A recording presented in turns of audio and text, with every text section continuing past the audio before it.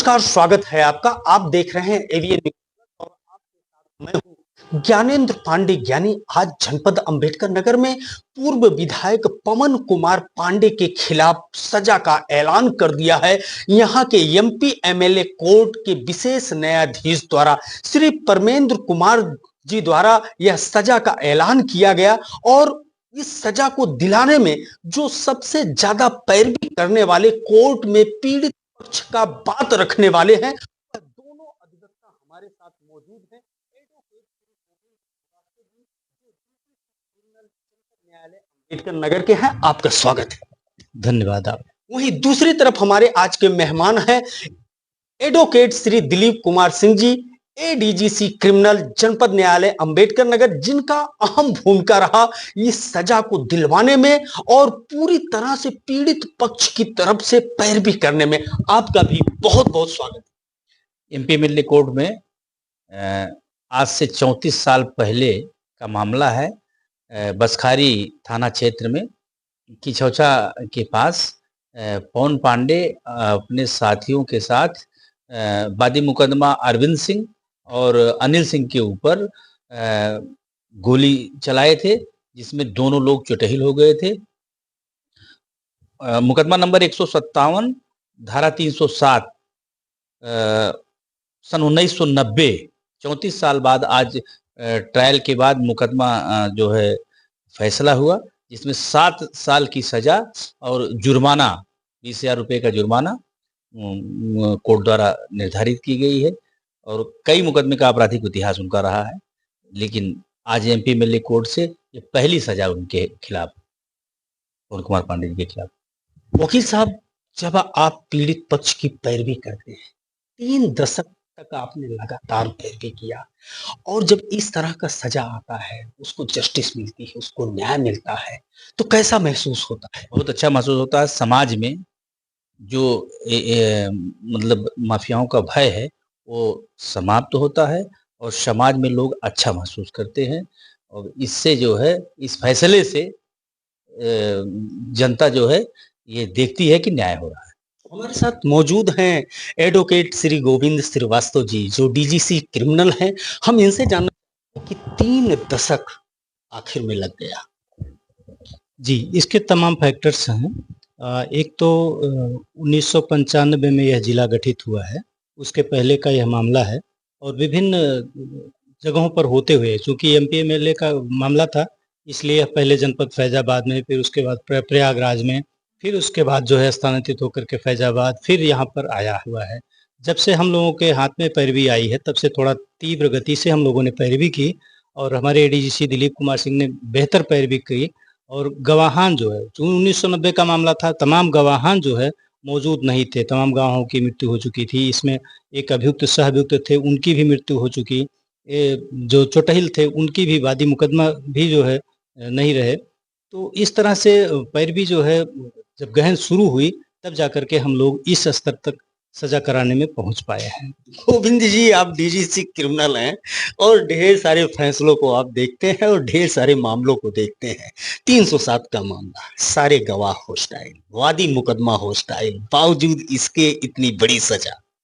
जी, यह सही बात है कि बहुत सारे मामले ऐसे आते हैं। कुछ मामले ऐसे होते हैं, विशेष होते हैं। एक तो यह विशेष है ही, एमपी एमएलए कोर्ट का है, विशेष मामला है।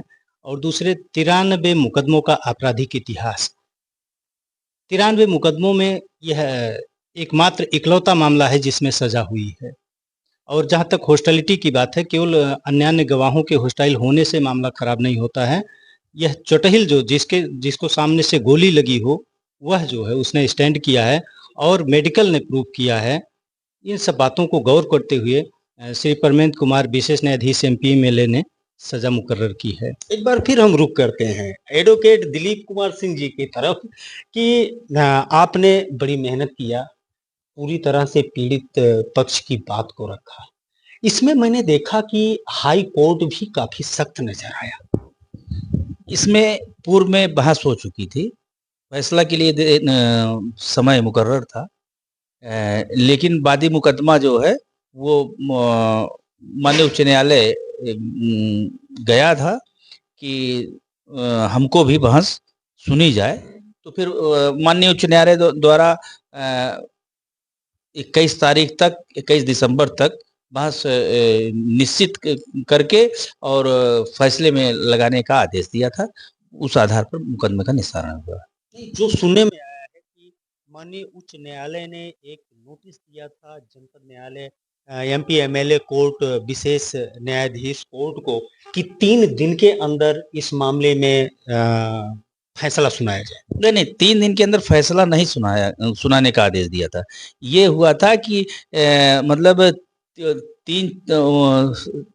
बहस के लिए 4 दिन का समय दिया था कि 4 दिन के मतलब 17-18 तारीख से लेके 21 तारीख के बीच में आप बहस सुना दीजिए और उसके बाद जो है अदालत जो है जजमेंट के लिए अपना डेट मुकर्रर करेगी।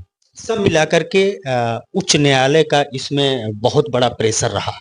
माननीय उच्च न्यायालय ने, जैसे वादी मुकदमा तो स्वयं नहीं रहे इस दुनिया में, लेकिन उनके परिवार वालों के वारिसान जो है उन लोगों ने पैरवी करके माननीय उच्च न्यायालय में जो एप्लीकेशन जो याचिका दायर की थी उसमें माननीय उच्च न्यायालय ने यह आदेश दिया था कि आपको अगर अपनी बात कहनी है तो 3-4 दिन के अंदर आप अपनी बहस सुना सकते हैं, और उसके लिए माननीय न्यायाधीश को आदेशित किया था और दोनों पक्षों को भी कहा था वहाँ जाए। तो उस आधार पर जो है यह फैसला विलंबित हुआ, अन्यथा ये दिसंबर में आ गया होता। आप तो रोज फैसला देखते हैं, रोज बहस देखते हैं, ढेर सारे निर्णय आते हैं, इसको आप कहाँ देख रहे हैं, कहाँ पा रहे हैं इस फैसले को? ये एक तरह से हम सबके इस जनपद के लिए भी और हम सबके इस पेशे के लिए भी ऐतिहासिक फैसला है। एक तरह से आप पूर्व में विधायक रहे हैं, जो इस मामले के अभियुक्त हैं पवन पांडे जी, और अभी तक जितने भी मामले हम लोगों के इस कार्यकाल में फैसले हुए हैं इनके, उसमें सभी में एक्विटल होता रहा है, यह जो है बरी होते रहे हैं। लेकिन इस मामले में जो है विशेष रूप से जो है हम लोग सफलता मिली है, और इसके लिए हम लोग बहुत ही प्रयास जो हम लोगों का रहा है, हमारे पूरे अभियोजन का जो रहा है, जो पुलिस विभाग का रहा है, सभी गवाहों को कितनी मशक्कत से हम लोगों ने ढूंढा है और उस हिसाब से सज़ा कराने में हम लोग कामयाब हुए हैं। ऐतिहासिक फैसला हम लोगों के लिए रहा है। सोशल मीडिया पर ढेर सारा ब्रेकिंग चल रहा है कि 10 साल का सजा हुआ, 20,000 जुर्माना हुआ, क्योंकि कई धाराएं हैं, किसी में 1 साल, किसी में 2 साल, किसी में 7 साल। आप 7 साल ही बता रहे हैं, इसके पीछे क्या लॉजिक है? जी, इसमें 147 आईपीसी में 1 साल की सज़ा हुई है और 1,000 रुपये जुर्माना। 148 आईपीसी में 2 साल की सज़ा हुई है, 2,000 रुपये जुर्माना, और 307 आईपीसी 307 1/149 आईपीसी में जो है इनको 7 साल और 20,000 रुपये जुर्माना हुआ है। सभी सज़ाओं को एक साथ चलने का जो है आदेश दिया है माननीय न्यायालय ने। तो कुल मिलाकर के सारी सज़ाएँ जब एक साथ चलेंगी तो जो अधिकतम सज़ा है 7 साल की सज़ा वही मानी जाएगी।